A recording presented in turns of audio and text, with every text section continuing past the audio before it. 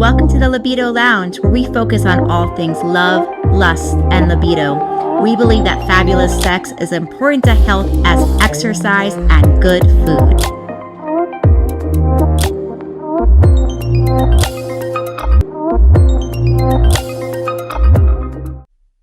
Hi, everybody. Welcome back to another episode on The Lounge. I'm your libido expert, Dr. Diane Mueller, and I'm so excited about the conversation we're going to have today. We're going to talk about hormones. We're going to dispel some myths. We're going to talk about some of the challenges women go through during menopause and some solutions. And we're going to talk about something we have not talked about on this show yet, which is the role of toxins and toxins that disrupt our hormones and their role in hormones, menopause, transition, life, health, and more. And to help us with this conversation, I have with me a friend, Dr. Betty Murray, who is an amazing women's functional medicine health researcher, nutrition expert. She's been featured on so many different stages, sharing stages with celebrities such as Dr. Mark Hyman. So we have a great expert with us today. Dear friend, thank you for coming and spending time with me today, Dr. Betty. Oh, thank you. I'm so excited to have this conversation. Yeah, for sure. And let's dive right in. So we're going to go a lot of different directions. Definitely want to get into the toxic component of this conversation right away. Before we do that, I know there's people that are listening that haven't heard some of my other episodes that have talked about dispelling some of the myths around fears around hormones. So just before we go deeper into talking about hormones, can you kind of work with us around some of the myths that we hear as women around hormones and just kind of dispelling some of those so we just capture more people that are not afraid of the information that is coming? Sure. So I think first, women need to understand for us to live into our 80s is actually unnatural. Our average lifespan in 1900 was 57 years old. And if you look back even to the Civil War, we lived to our 40s. So for the first time in our human existence, we're living 30 to 35 years on average past fertility. And we're really one of two mammals that do that. And so the thing we have to understand is that those hormones are protective, right? We don't see high mortality risk in women for any cause, whether it's heart attack, stroke, dementia, osteoporosis, you name it. We're basically protected. And then when the ovaries peter out at menopause, that's where our aging and our lifespan and health span start to shorten. And so the hormones are protective. Otherwise, you would see women in their 20s with a massive amount of breast cancer, right? That was the thing is, so I'm a very logical person, right? Obviously, I'm a scientist. And it never made sense to me that it's totally protective for me to have wildly fluctuating hormones throughout my entire fertility cycle. It's okay to give me really high dose birth control because it's much higher than what we would normally make, even the low dose birth control we do today. And that it's totally protective. But then this magical day when you're around 50, all of a sudden those hormones are deadly and they're going to kill you. Yeah. So for the women that, I was like, what? Wait, hold on. That defies logic. So for the women that came before us up until 2002, hormone replacement was standard of care since the 50s. 40 to 80% of women went on hormone replacement without question, with no increased risk of breast cancer, ovarian cancer. It was protective of heart attack, stroke. All of the studies up until 2002, when the Women's Health Initiative erroneously said that it caused breast cancer. That's what happened. And so women for 2 decades have been terrified unnecessarily about hormone replacement. And even in the Women's Health Initiative, estrogen replacement alone reduced the risk of breast cancer 23%. And still to this day, I feel kind of like, a Monty Python skit where they used to just hit themselves in the head. Now I'm really dating myself, where it's just because I feel like it's such an uphill battle to get this message out. And it's because women get gaslighted. Yeah, absolutely. And I think the stats and the numbers around that are really important. I really appreciate you bringing the awareness of like, wow, how long have we had these really high levels of hormones? And now we're talking about microscopic dosing compared to that. And now all of a sudden, like you said, on this magical day, everything changes. So such important points. Now, where does the conversation go when we talk about things that people would read online around endocrine disrupting components and toxins. Can you talk a little bit about that and how some of those things play into the female hormone cycle? Yes. So obviously we have our hormones that we make. So we make 3 estrogens, estradiol, estrone, and estriol. And then we metabolize them in a sort of elaborate process to kind of wrap them up and get them ready for the trash. But we have all these external ingredients and toxins and things that we come in contact with that have estrogenic effects. So some of them are protective. So things like phytoestrogens, plant lignans, like things found in soy genistein and flax and your fruits and vegetables that are estrogenic-like components in that plant, right? And they have been found to be protective, right? So they have an anti-cancer effect. But what people don't realize is the pesticides, herbicides, plasticizers, PA, phthalates, fragrances, the hundreds of thousands of toxins that are environment, for the most part, in our body act as an estrogenic-like compound. They're called xenoestrogens. So the take-home message here is it is not your estrogen. It is not a plant-based estrogen. It sort of looks like that hormone key. So if you think your hormone is like a key, it looks kind of like it. And it basically can click into that same lock on your cells, but it doesn't provide the protective effect your hormones do. And so they are massively disrupting. You know, we've got studies showing that atrazine will change which is a pesticide and an herbicide, will change the sex of a frog in environments where there's runoff. So it literally will take a frog that's male and turn it into female, right? So we have all these ingredients that are in our environment that are affecting how our ovaries operate, how our tissues operate to these exposures. And to be honest, we don't have a real understanding of how much of an impact, but I would say it's dramatic, because the reality is ovarian cancer, breast cancer, uterine cancer has increased since we removed hormone replacement from women, and increased over the last 20, 30, 40, 50 years as our toxin level has increased. And it's not that we're doing more mammograms. That's a detection device, not a prevention device. It's truly mind-boggling how much we have in our environment and how much it's probably impacting our health. So the quick comment and a question. So my comment is just for our listeners, just to make sure everybody really heard the conversation around BPAs and phthalates, because I think so many people now have the awareness that BPAs are bad. And we now know that plastics that are BPA-free, people get so excited about, but they typically have more phthalates that might even be more of a problem than BPA. So I just want to make sure everybody has that comment. And then I want to take a step back to what you were saying about flax and soy, because I feel like one question our listeners might be having here is, okay, well, does this mean if these things are phytoestrogenic and do have this protective effect, should I go out and be eating tons of these things? So when would we maybe advise somebody to say, increase these phytoestrogens? And is there a time where this might be a bad idea? Yeah. So like I said, lots of these plants have phytoestrogens. Where the literature lies, so where the research really lies, is looking at kind of anti-cancer protective effects. So flax in particular, the lignans that are in flax has been shown to actually reduce cancer cell growth. Soy genistein has been studied to reduce hot flash frequency because it can kind of sit in that receptor for estrogen. And what I would say is, or even here, even more so from a fertility standpoint, seed cycling. So cycling things like pumpkin seeds, sesame seeds, flax can actually influence your hormones a little bit because they have this estrogenic effect. It's about dose and quantity. Never in our human life have we eaten highly beyond normal physiological levels of any of these foods.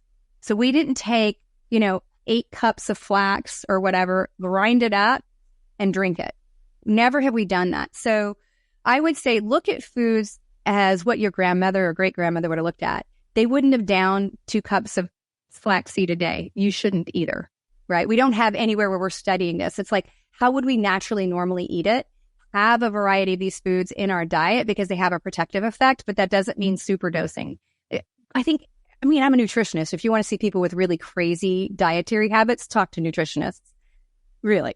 Right? Yeah. Because it's always like, if a little bit's good, more is better. I'm like, no, actually variety and small bits, a thing called hormesis. It's about these small exposures across lots of different things that usually confer value. Yeah, absolutely. It's really important. I've seen the same thing in people I work with around. We go online and the opposite thing can happen too, because for everything that's good, then we can find something about that food that is bad. And it can be maddening, right? Where it's like, well, this has this quality that bad and this is that. You know, we have our leptins, we have our histamines, we have all of these different things that, not our leptins, our lectins. And we have all these different components, right, of foods that can have, say, a good property in them and a bad property in them. So really making sure that we are eating that balance and not going, overdosing on any particular food, I think is so, so, so important. Let's go and talk about some of the things as far as where people go in menopause and perimenopause. I know so many women I work with get gaslit all the time. And I hear things with people that come into my practice around women coming in being like, oh, my doctor said I just had to suck it up and every woman goes through this and I just need to suck it up. And I've even heard women say things like, my doctor told me I had to grow some balls and get through menopause, like crazy stuff, right? So this happens all the time. So from that standpoint, what are doctors and clinicians getting wrong about perimenopause and menopause? What do people really need to know that, hey, this might be something that your doctor might say, but that's not totally correct? Yeah. So 40 to 80% of women up until 2000 got hormone replacement. Now the statistics are, as of 2023, 1.83% of women get offered hormone replacement. 100% of us go through menopause. 87% are highly symptomatic for 8 years on average, right? Symptoms are not just the only problem. Mortality is the big problem, and dying early or having a poor health span. So doctors, in most cases, get less than 3 hours of training, if at all, about menopause. That includes our gynecologist and OB-GYN, right? So they are not hormone masters. They are surgeons first, right? So there are not very many women, physicians that are experts in hormones. And I would say even if they've been trained in hormones, it's often at a very surface level of replace the hormones. If somebody feels better, awesome, right? Like, okay, yeah, so my vasomotor symptoms might be better, but I don't know if I'm protecting myself. So doctors will often just gaslight you, kind of be dismissive, because they don't want to say they don't know. Or they haven't read a journal, particularly in the last 5 years, where all of this has been debunked. So my first thing that I tell women, because I don't personally prescribe, obviously, I'm a PhD, I have people that work for me that prescribe, is if you have a doctor that treats you like that, you can and should fire them, and rapidly. There is no reason to put up with somebody that treats you like that. Number two, if they give you an answer where they start wanting to drug stack, oh, you need an antidepressant, you need a sleeping pill, you need Addy for your libido, you need all these things, without looking at hormones first, you should demand that they provide hormones or find somebody else. Because the reality is there's a lot of conventional practitioners that just aren't going to go there, And yes, it's natural. Okay. And it's natural for us to die by 57, but that doesn't mean I want to die in 2 years. That's right. Yeah, that's absolutely right. So then what about testing? Because another thing I hear so many women say is like, my doctor says they're going to put me on hormones. And they say that we're just watching for things, like you said, like the vasomotor symptoms changing. Maybe all of a sudden you don't have hot flashes anymore. So where do you find that testing is important? Because I find so many people come to me and say like, well, I don't need testing. My doctor said I just pay attention to if my hot flashes go away. Right. So, there's, at least at my count, at least 69 common symptoms. So these are 69 common symptoms to menopause. Hot flashes and night sweats are the ones that people talk about. But I can tell you, I've never had either one of those. I had a horrible perimenopause, never had a hot flash or night sweat. So being able to track symptoms and then replacing hormones to symptoms, many of them that you don't feel. You don't necessarily feel genital urinary syndrome activity until it gets too far, right? You don't feel some of these things that women go through. And so the reality is you could replace hormones and not get to a physiological dose, meaning maybe you don't get hot flashes anymore, but you're not at the level of replacement that actually protects your heart, your bone, your brains. Checking it in the blood is what I call kind of a quick and dirty way to make a guesstimate of where you're at. But the blood levels, so all of our hormones have taxicabs that drive them around. They're called binding proteins. And when you look in the blood, you can't tell how many hormones got out of the cab or that are still stuck in the cab. So it's not the most precise, but it's a quick and dirty way to make sure you're in the ballpark, right? Symptoms first, ballpark next. Then I like to look at how, and my practitioners and on my team look at how your body wraps them up to get rid of them, because our body has to detox pretty much everything that it either makes or comes in contact with. And that's a place where we can have a lot of mutations that makes us either better at it or worse at it, regardless if we're doing hormone replacement. But that can be checked in the urine. And when you look at it in the urine, you see not only how many are out of the cab of every hormone, and you see how your body gets them ready for trash each step to make sure it gets it to the trash. And that, to me, is safe and protective hormone replacement.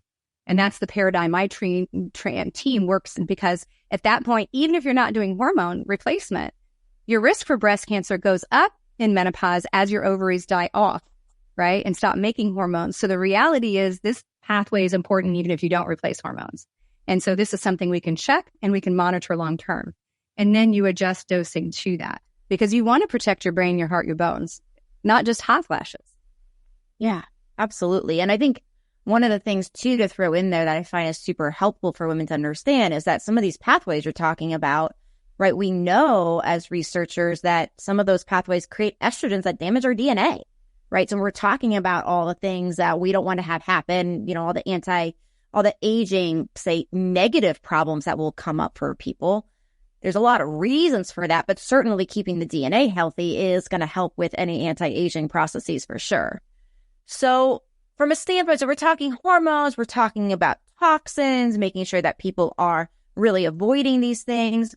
Beyond hormones, beyond toxins, do you see like kind of standard things that are just like major treatment things to consider, or testing things to consider, or just big red flags? We're going through menopause. Make sure you consider beyond hormones, beyond toxins, XYZ as well.